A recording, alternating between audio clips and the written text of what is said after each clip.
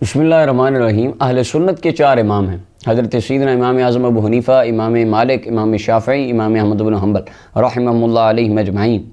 اب بعض حضرات صرف اپنی فرقہ وریت کی آگ کو پورا کرنے کے لیے اور فرقہ وریت کی شعلوں کو ہوا دینے کے لیے کہتے ہیں امام شافعی تو رفع دین کرتے تھے، تم کیوں نہیں کرتے؟ ہم امام ابو حنیفہ رحمۃ اللہ علیہ کے مقلد ہیں تو اس لیے ہم نہیں کرتے۔ کہتے نہیں امام شافعی کرتے تھے تم نہیں کرتے، امام احمد بن حنبل کرتے تھے تم نہیں کرتے۔ اچھا وہ امام شافعی کا رفع دین سنائیں گے ہر جگہ پہ، کہتے ہیں امام شافعی جیسا تو کوئی امام ہی نہیں تھا۔ پھر ان کے فضائل و مناقب میں جتنی باتیں کر کے زور ڈال کے کہیں گے امام شافعی، وہ امام شافعی جو رفع دین کرتے تھے تم نہیں کرتے، تم کیا مانتے ہو اماموں کو؟ میں کہتا ہوں ٹھیک ہے، آپ امام شافعی کا رفع دین مانتے ہیں، چلیں یہ بتائیے آپ امام شافعی کی یہ بات بھی مانتے ہیں؟ میرے سامنے تاریخ بغداد ہے، اس کی پہلی جلد ہے، خطیب بغدادی 1000 سال پہلے کے امام، جرح و تعدیل کے اندر جن کا یہ خوارج اور زبیر الجئی نے مقالات میں بھی بڑی جگہ پہ ان کا ذکر کیا۔ خطیب بغدادی کہتے ہیں فلاں بندہ مجہول ہے، فلاں ضعیف ہے۔ اچھا جی، یہ اب وہی خطیب بغدادی ہیں۔ تاریخ بغداد پہلی جلد ہے، اس کا صفحہ نمبر 123 ہے۔ اس کے اوپر امام خطیب بغدادی باب باندھتے ہیں تبرک الشافعی بقبر ابی حنیفہ، امام شافعی کا امام ابو حنیفہ رحمۃ اللہ علیہ کی قبر سے برکت حاصل کرنا۔ اچھا اس کے اندر لکھتے کیا ہیں؟ یہ ہائی لائٹ ہے، اس کے اندر لکھتے ہیں حضرت امام شافعی انبأنا علی بن میمون، حضرت علی بن میمون کہتے ہیں سمعت الشافعی رحمہ اللہ، میں نے امام شافعی رحمۃ اللہ علیہ کو یہ فرماتے سنا۔ وہ کیا فرماتے تھے؟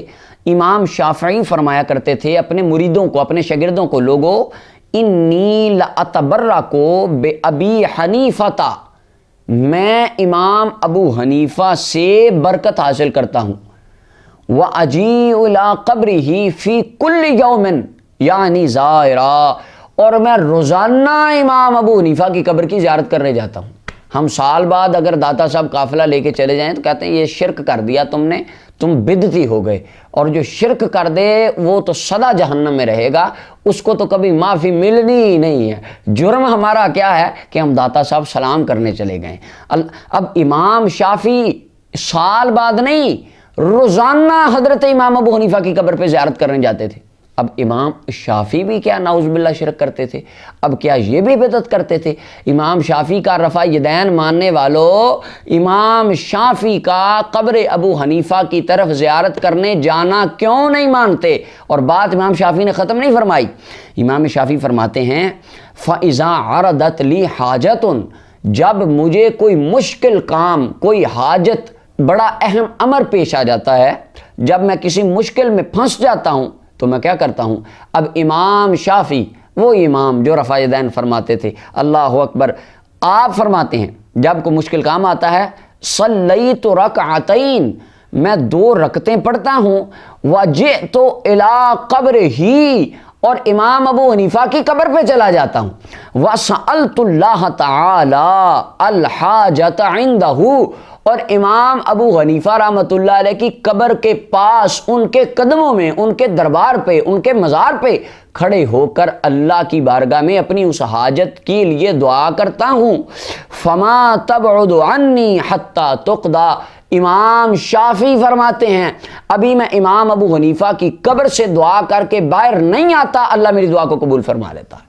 یہ امام شافعی رحمۃ اللہ علیہ۔ اب رفع یدین امام شافعی کا ماننے والوں، امام شافعی کا مزار پہ جانا بھی تم مانتے ہو تو کہیں گے نہیں یہ نہیں مانتے، یہ تو شرک ہے، یہ تو حرام ہے۔ اب میں آپ سے پھر خوارج سے اور تمام علمی کتابی کہنے لگا ہاں دیکھیں نہیں، ہم تو مزار پہ جانے کے ہی خلاف ہیں۔ تو جب رفع دین کی بات ہے تو کتاب کہتے ہیں یہ امام شافعی، یہ امام وہ امام جو رفع دین کرتے تھے۔ میں بھی اب کتاب اٹھا کے کہتا ہوں یہ وہ امام جو امام ابو حنیفہ کی قبر پہ جاتے تھے۔ اب میرا سوال یہ ہے کیا امام شافعی رحمۃ اللہ علیہ بھی شرک کرتے تھے؟ کیا نعوذ باللہ یہ بھی بدعت کرتے تھے؟ اور کیا نعوذ باللہ یہ بھی حرام کام کرتے تھے؟ نعوذ باللہ، نقل کفر نباشت۔ یہ اہل سنت و جماعت کا، سنیوں کا آج بھی جو عمل ہے وہ تمام اولیاء، صلحاء اور ان کے طرز کے مطابق ہے۔